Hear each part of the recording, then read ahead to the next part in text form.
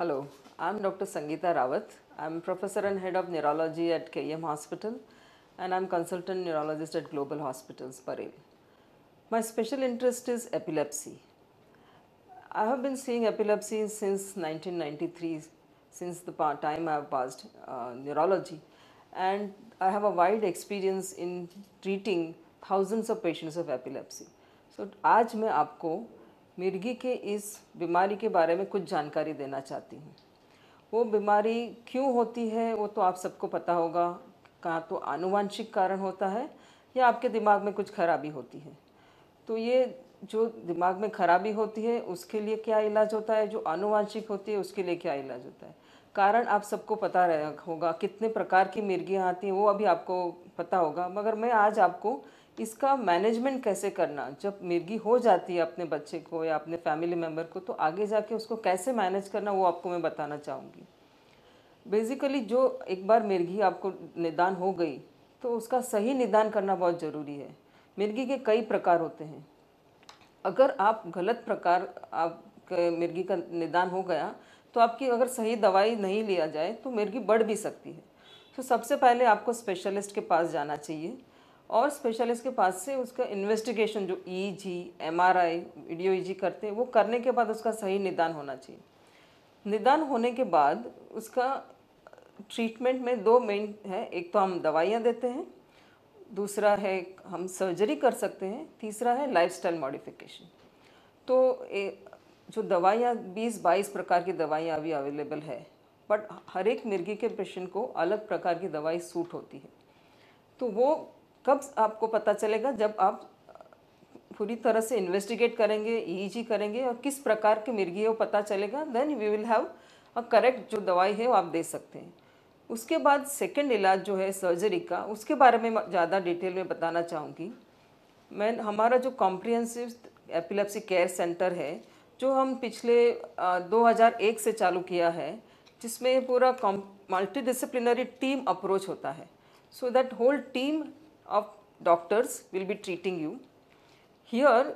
ये जो पहले पेशेंट जब हमारे पास आते हैं जिनकी दवाई से मिर्गी कंट्रोल में नहीं आती, वो पेशेंट ज़्यादा करके रेफ़र किए जाते हैं, जिनको रिफ्रैक्टरी एपिलेप्सी बोलते हैं। So first we take the detail history, the epileptologist detail history लेते हैं कि किस प्रकार की हिस्ट्री है, कहाँ से चालू होती है, किस प्रकार। उसके बाद उनका एक प्री सर्जिकल इवैल्यूएशन, मतलब कुछ टेस्ट किए जाते हैं।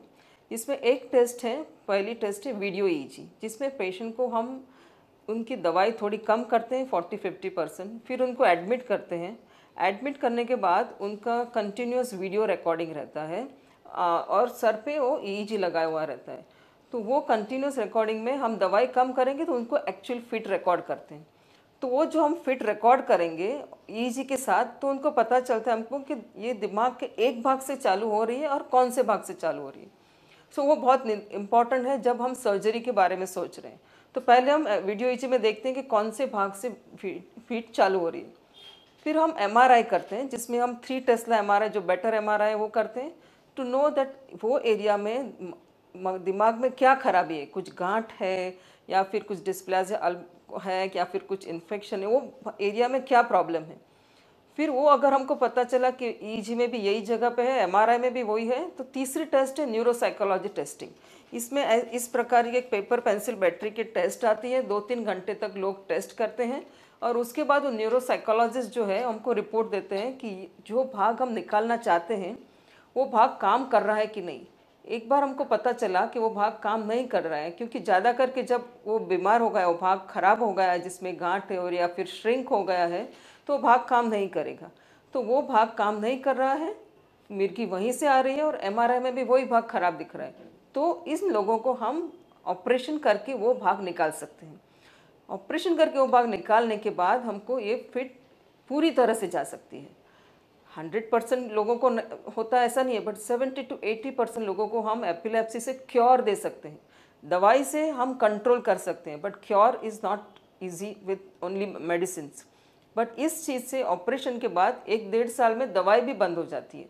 तो ये जो नए प्रकार के इलाज है, हम केएम हॉस्पिटल से 2001 से कर रहे हैं, अभी 2014 से ग्लोबल में भी कर रहे हैं। वेस्टर्न इंडिया में हमने 500 से ज़्यादा ऑपरेशन किए, which is one of the highest in western India. और इंडिया में और जगह भी हो रहा है, अब्रॉड में कितने सालों से हो रहा है, तो it is a good treatment विच आप लोगों को सोचना चाहिए एज ए पेशेंट, क्योंकि वो पेशेंट को आपको परमानेंट क्योर दे सकता है। और आपको डर लगता होगा कि दिमाग का सर्जरी करेंगे, पैरालिसिस हो जाएगा, ये हो जाएगा, मगर हम इसकी बहुत केयर लेते हैं कि जो भाग हम निकाल रहे हैं वो हाथ पाँव के सेंटर से दूर हो और वो निकालने से पेशेंट को कोई भी नई तकलीफ ना हो। वो गारंटी के बाद ही हम आगे बढ़ते हैं।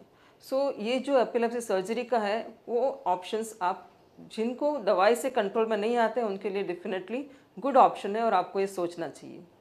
And third thing is lifestyle modification. आपको जो एक बार जो एपिलेप्सी हो गई तो आपको टाइम पे सोना है, टाइम पे खाना है, फास्ट नहीं करना है। स्पेशली जो रोज़ा वगैरह करते हैं, गुजराती में जो पर्युषण में उपवास करते हैं, वो सब आपको बिल्कुल नहीं करना है, क्योंकि ऐसे करने से बढ़ सकती है बीमारी, क्योंकि आपको फिट आने का चांसेस बढ़ जाएगा।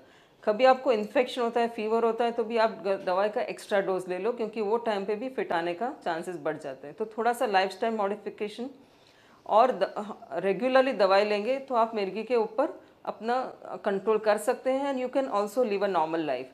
And now with the surgery we have done more than 500 surgeries with very good results, not as even better than sometimes in abroad results we have got.